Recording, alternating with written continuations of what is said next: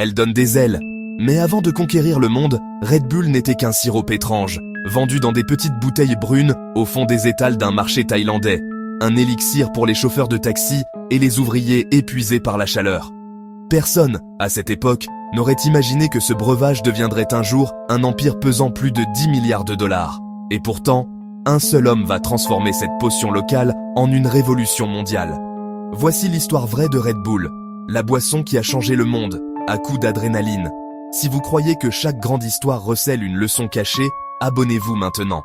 Car ce que vous êtes sur le point de découvrir va changer votre façon de voir la boisson énergisante la plus célèbre du monde. Regardez de plus près la canette. 2 taureaux qui chargent, un soleil qui brille derrière eux.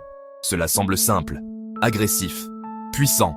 Mais ce symbole est une relique, un fantôme d'une autre époque et d'un autre lieu. Tout commence dans la Thaïlande des années 1970. Un pays en plein essor où les longues journées de travail laissent les ouvriers épuisés. Un homme, Chaleo Yovidia, fils d'un modeste fermier, décide de leur venir en aide. Il crée une boisson énergisante baptisée Krating Deng, le taureau rouge. Sa recette, caféine, sucre, taurine, vitamines du groupe B et une saveur sucrée très marquée. Rapidement, le breuvage devient populaire parmi les conducteurs de taxi et les travailleurs de nuit. Les petites bouteilles en verre s'arrachent. Quelques années plus tard, 1982, un cadre autrichien du nom de Dietrich Mateschitz, en voyage d'affaires, découvre cette boisson par hasard. Il souffre de décalage horaire, en boit une gorgée, et se sent revigoré presque instantanément. C'est une révélation. Il comprend qu'il tient là un concept génial, mais encore brut, et surtout, inconnu du monde occidental. Mateschitz approche Chaleo Yovidia. Ensemble, ils s'associent à 50-50. L'un apporte l'idée et le savoir-faire, l'autre la vision marketing. Leur objectif, adapter la boisson au goût européen et la faire connaître au monde entier. La boisson s'appelait Krating Daeng. Elle était épaisse, non gazeuse, vendue dans de petites bouteilles en verre brun. C'était un outil, un carburant, un secret local. Elle n'était jamais censée quitter la Thaïlande. Mais les histoires, comme l'énergie, ne peuvent être contenues. Elles débordent, elles voyagent, elles trouvent un chemin. L'histoire de Red Bull n'est pas vraiment celle d'une boisson. C'est la collision de 2 mondes profondément différents, tradition et ambition. Après plusieurs années de tests, Red Bull Energy Drink voit officiellement le jour en Autriche. Mais rien ne se passe comme prévu. Les distributeurs refusent d'en entendre parler. Trop cher pour une canette aussi petite. Trop sucré, trop étrange. Qui voudrait boire un truc qui ressemble à du médicament? Mais Mateschitz a une vision radicalement différente. Il ne veut pas vendre une boisson, mais une expérience émotionnelle. Un design épuré et métallique. Un taureau rouge, symbole de puissance. Et un slogan, Red Bull donne des ailes. Son pari, si le produit ne se vend pas par le goût, il se vendra par le sentiment de puissance qu'il évoque. Plutôt que la télé, Mateschitz cible les jeunes, les rebelles, les premiers à goûter, étudiants et sportifs de rue. Il crée des campagnes au ton décalé, des dessins animés absurdes qui finissent toujours par Red Bull donne des ailes. Des Red Bull Girls sillonnent les campus, événements underground, skate, BMX, snowboard, des courses de caisses à savon, des festivals, des concours improbables. La marque devient un signe de liberté et de risque. Et toi, savais-tu que Red Bull a tout misé sur l'expérience? Dis-le en commentaire. Et dis-nous quelle marque tu veux voir ensuite. Pendant 3 longues années, il quitte son emploi, investit ses économies et essuie les refus. Rapport désastreux. On déteste le goût. Le concept déroute. Pourquoi payer cher une petite canette inconnue? Le nom est étrange, les ingrédients aussi. Verdict, voué à l'échec. Mais il tient bon, il n'y a pas de marché pour un nouveau produit, tant que vous ne l'avez pas créé. Il contourne les gardiens.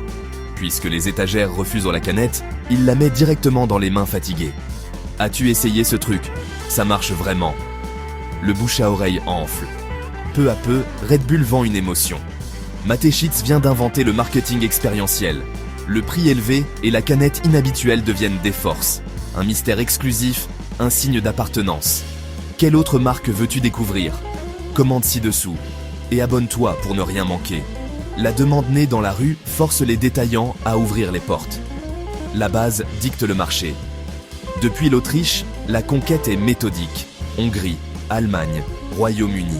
Puis, en 1997, les États-Unis. Red Bull a créé sa catégorie. Prochaine étape, associer la marque au sommet de la performance humaine. Mateschitz fans de sport auto repèrent la Formule 1. Vitesse, technologie, enjeux élevés. On se moque, une boisson gazeuse en F1, les experts se trompent. Encore. En 2004, Red Bull rachète Jaguar F1 et la rebaptise Red Bull Racing. Les sceptiques ricanent. Ils embauchent Adrian Newey, misent sur la créativité et la prise de risque. Ils cultivent des talents agressifs comme Sebastian Vettel. De 2010 à 2013, Red Bull Racing remporte 4 championnats du monde consécutifs.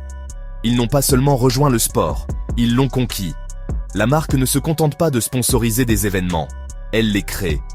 Air Race, Cliff Diving, Flugtag, Red Bull ne vend plus une boisson. Elle vend un rêve humain volé. 1. Red Bull Stratos, envoyer un homme aux confins de l'espace dans un ballon et le faire sauter. Ce n'est pas qu'un coup marketing, c'est une mission scientifique. Félix Baumgartner, casse-cou autrichien et base jumper, devient le visage de l'impossible. Le 14 octobre 2012, plus de 8 millions regardent en direct. La capsule grimpe à plus de 128 000 pieds. Je sais que le monde entier me regarde maintenant. J'aimerais que vous puissiez voir ce que je vois. Puis il saute. Il franchit le mur du son, atteignant 1,37 km/h. 4 minutes, 20 de chute. Parachute. Atterrissage sûr dans le désert du Nouveau-Mexique. Sensation mondiale. Expression ultime du slogan « Red Bull donne des ailes » à l'humanité tout entière. Et toi, où poserais-tu les limites? Dis-le en commentaire et abonne-toi pour d'autres histoires d'empires inattendus. Aujourd'hui, Red Bull est bien plus qu'une boisson. Une entreprise multimédia, une agence de production, un groupe sportif, plus de 12 milliards de canettes vendues chaque année. Des filiales dans plus de 570 pays, des clubs de football, des écuries, des records. Mais ce succès repose sur un secret. La philosophie n'a jamais changé. Parler à ceux qui repoussent les limites et vivent intensément. Dietrich Mateschitz, disparu en 2022, laissait derrière lui une leçon. Red Bull ne vend pas de l'énergie, elle vend du courage. Une marque peut être plus qu'un objet, une idée, une attitude, un mode de vie. Elle trouve les rebelles, les pionniers, leur offre une plateforme. La véritable influence vient de ce qu'on montre possible. La prochaine fois que vous entendrez ce sifflement, souvenez-vous, tout a commencé par une petite bouteille brune et une idée plus grande que nature. D'une ruelle de Bangkok à la stratosphère, Red Bull a prouvé qu'une idée, même improbable, peut conquérir la planète. Elle a compris avant tout le monde que les marques ne vendent pas des produits. Elles vendent des émotions. Et toi, quelle marque selon toi a le plus changé notre manière de vivre? Dis-le en commentaire. Abonne-toi et découvre d'autres histoires fascinantes de marques à succès. Clique pour la prochaine légende des marques à succès. Le sifflement de la canette n'était que le début.